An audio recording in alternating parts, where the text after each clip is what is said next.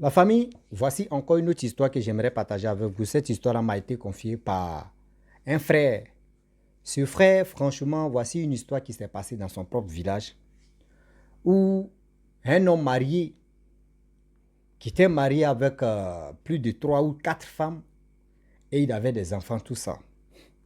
Vous savez, à l'époque, nos parents, quand ils se mariaient avec les 3 ou 4 femmes, chacune de ces femmes a toujours un champ où elle travaille pour elle-même.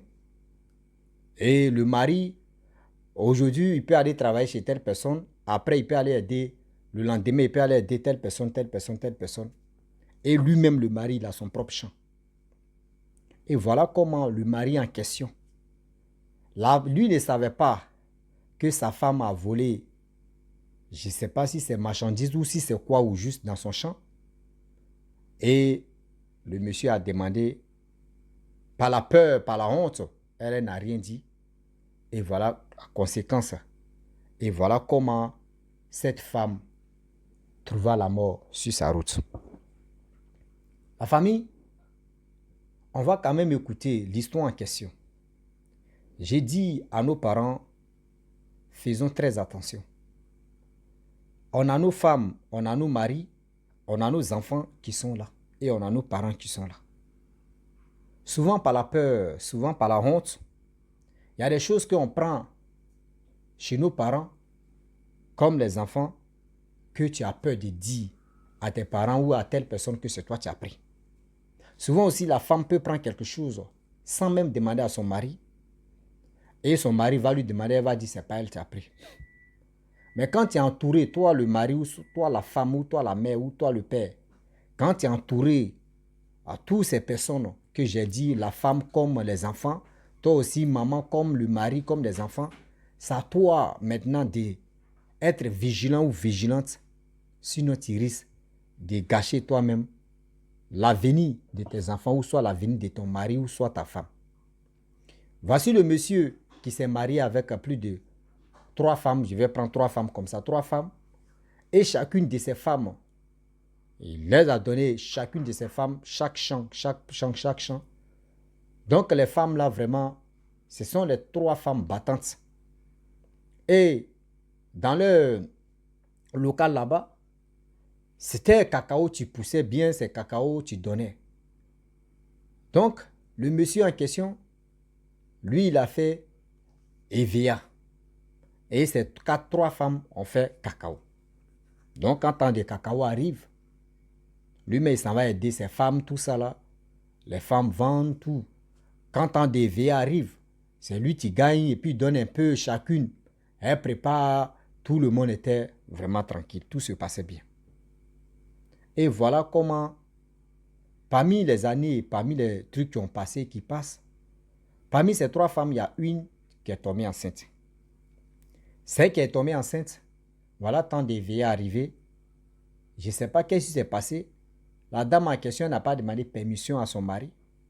Et elle allait prendre un peu d'EVA pour vendre un peu, pour mettre un peu d'argent sur elle. Et c'est comme ça la dame, je ne sais pas si c'est 3e femme ou si c'est 4e femme, mais elle a pris ce EVA, elle a vendu, elle a pris un peu d'argent pour mettre sur elle. Voilà comment le monsieur, le mari en question, constate que oui, il y a quelqu'un qui a passé dans son champ, qui a volé son EVA et qui a vendu ou soit qui a fait autre chose avec ça. On dit pour commencer d'abord, il avait des grands-enfants. Avant d'accuser quelqu'un, toi-même d'abord, il faut fouiller dans tes narines s'il n'y a pas vraiment caca dedans ou soit autre chose dedans. Et il est venu à la maison et il demande à ses enfants pour dire, ah, parmi vous, qui a passé dans mon champ là-bas pour prendre EVA que j'avais entassé ou j'avais mis à quelque part? Les enfants ont dit non, que oui, papa, c'est pas moi. Il demande à ses femmes disent non, c'est pas elles qui ont pris. Il dit ok. Le lendemain encore, oh, le monsieur en question, il était un peu sévère. Lui, il rigole pas comme ça. Ses femmes ou ses enfants ils avaient peur surtout même du gars en question, surtout le papa ou soit le mari. Donc avec ça, la femme en question qui avait pris ses produits et elle a vendu, elle avait vraiment peur. Devant ses coépouses, elle va dire non, c'est elle qui a pris. Ils vont la traiter de voleuse ou ils vont la traiter de quoi. Donc, du coup, elle n'a rien dit. Car le monsieur en question, il avait, je ne sais pas si c'est fétiche. Lui, il adorait fétiche ou il faisait quoi au juste. Voilà comment il allait jurer dans le champ que celui ou celle qui a pris mes produits pour aller vendre ou pour aller faire quelque chose avec ça, j'ai maudit cette personne. Je maudis cette personne. Si cette personne a quelque chose, cette personne ne doit pas dépasser tel truc et telle année ou telle date et la personne doit mourir. Or, la grossesse de sa femme était pratiquement à 3 mois. Et voilà comment les jours passent, les jours qui passent, les jours qui ont passé, les mois qui passent, les mois qui passent et les mois qui ont passé. 6 mois plus tard, ça veut dire 9 mois.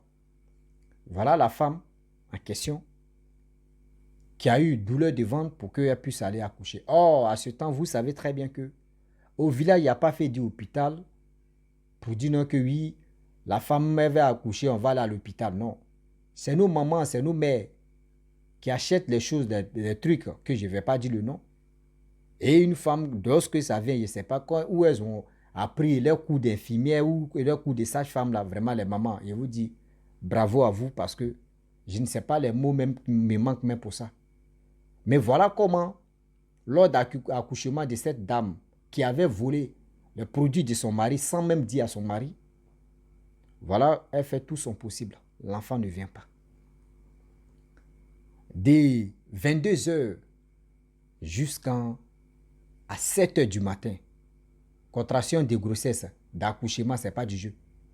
L'enfant fait Michel, l'enfant va en train de frapper dans le ventre, l'enfant veut sortir, mais c'est blanc. Or, la parole du monsieur, de son mari, qu'il a prononcé, c'est ça qui est en train d'agir si sa femme.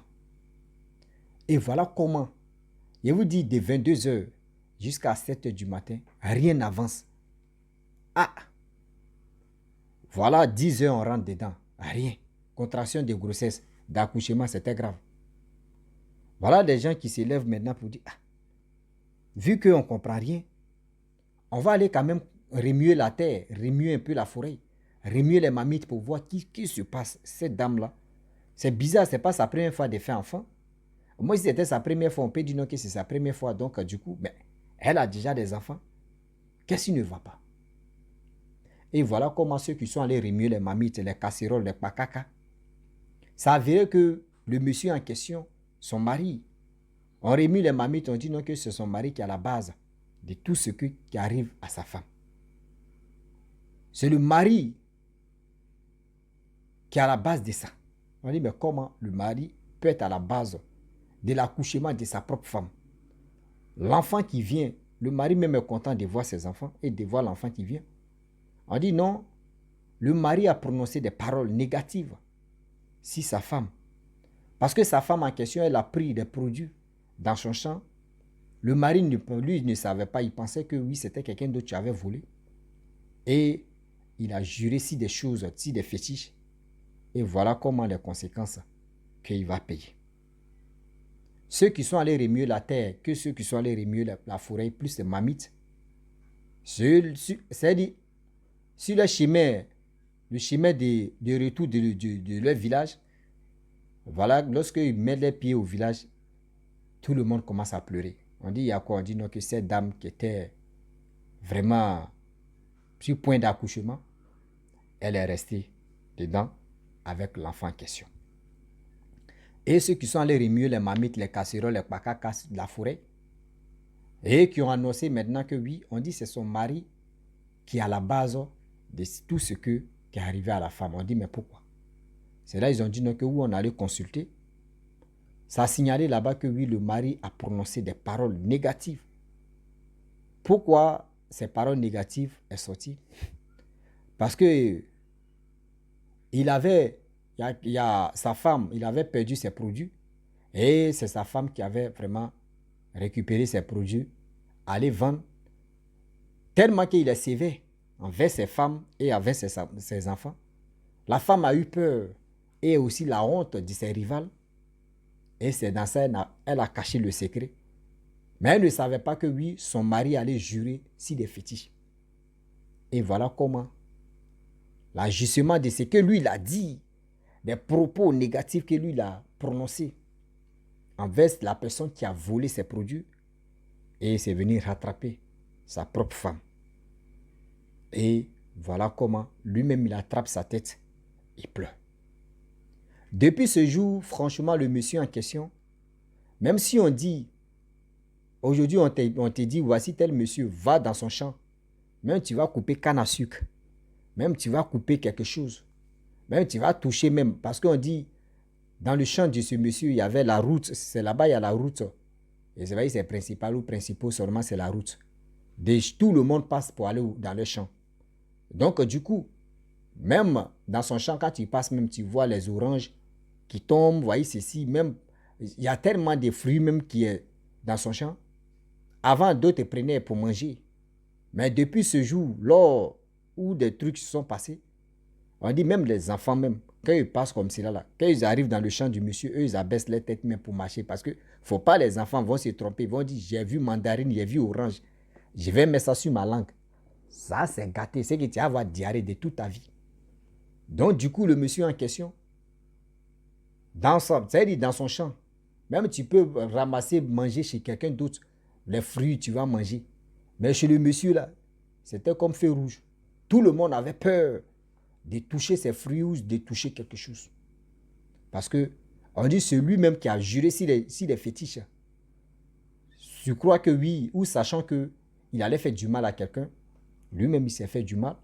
C'est que la personne, lui là, il est sanguinaire. C'est-à-dire, imaginez-vous, si c'était tous ces enfants qui avaient volé ce produit, allaient vendre, c'est-à-dire tous ces enfants allaient mourir un coup comme ça. C'est-à-dire tous ces enfants, il allait perdre tous ces enfants. Mais la femme qui est morte avec l'enfant en question, c'est l'enfant de quelqu'un d'autre, ce n'est pas lui-même ses enfants. Ou ce n'est pas lui-même son enfant. Regardez comment aujourd'hui, l'être humain est si méchant. Tu crois que faire du mal à quelqu'un d'autre, mais tu ne sais pas que c'est à toi-même que tu es en train de faire du mal. Quand vous êtes entouré des personnes, quand vous êtes entouré d'une famille, quand vous êtes entouré des enfants et de votre femme, faites attention. Il y a des choses que vos femmes peuvent prendre et puis tu peux demander, puis elle va mettre ça dans la blague pour dire non que il va parler là, je m'en fous, j'ai déjà pris sur sa femme. Ou l'enfant même peut prendre l'enfant, va dire non que moi je m'en fous, c'est pour mon papa, c'est pour moi aussi, ou c'est pour ma maman, c'est pour moi. Mais tu vas dire non que oui, ça a eu un voleur qui est venu voler chez toi que tu vas faire du mal.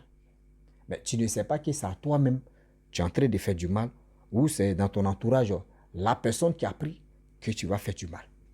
Donc mes parents, cette histoire-là vraiment, vous qui êtes au village, même nous qui sommes en ville, vous qui êtes en Europe, vous qui êtes à quelque part où tu te trouves, si tu tombes sur cette vidéo-là, ça te concerne.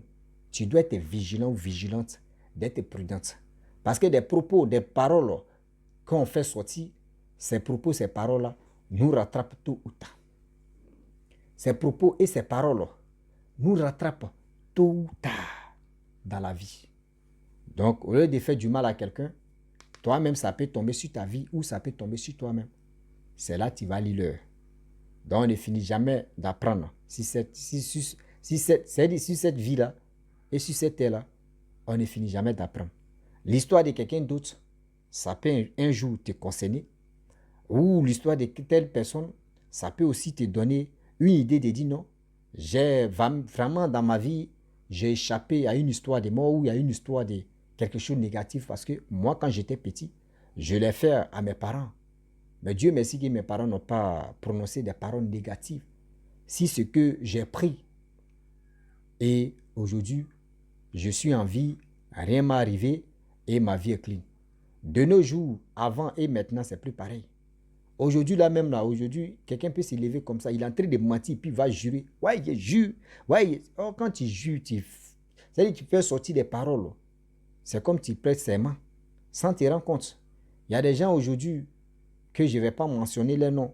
Eux, ils ont fini de jurer si tonnerre. L'éclair du tonnerre, eux, ils jurent sur ça. Ouais, ni sans prêt, ni sans prêt. C'est-à-dire, toi, tu jures si tonnerre. Mais tu oublies que oui, il pleut chaque jour. Tonnerre peut, ça veut dire foudroyer, peut venir te foudroyer parce que tu as dit son nom. Parce que ce que tu as dit, tu sais que tu es dans le faux. Et tu l'appelles ou tu l'actives. Oh, par rapport à ta bouche ou concernant tes paroles que tu fais sortir, peut agir sur ta vie. Vous ne pensez pas à tous ces petits trucs-là. Vous ne pensez pas à tous ces machins-là. Vous êtes là en train de dire, ouais, Nini sans prêt, Nini ceci, Nini correspondant, Nini ceci. Non. Réfléchissez, réfléchissons très bien. La vie que nous menons là, ce n'est pas du jeu. La vie que nous menons là, ce n'est pas du jeu, mes frères et sœurs, mes parents. Je vous dis, voici l'histoire, cette histoire-là. Vous les parents, vous qui avez vraiment prononcé des paroles négatives, si vos femmes, si vos enfants, si vos parents, ou soit si quelqu'un que vous connaissez, de votre entourage, s'il vous plaît, il est temps vraiment de pardonner, de verser l'eau sur cette terre, de dire vraiment, je retire les paroles que j'ai prononcées sur telle personne, je demande pardon à cette personne. Sinon, ne mourrez pas avec la haine dans le cœur et cette haine-là va rester sur cette personne. Ou encore, cette malédiction-là va se propager pour... Si ça a pris le père ou ça peut arriver si l'enfant aussi, ou soit si ceci, soit cela.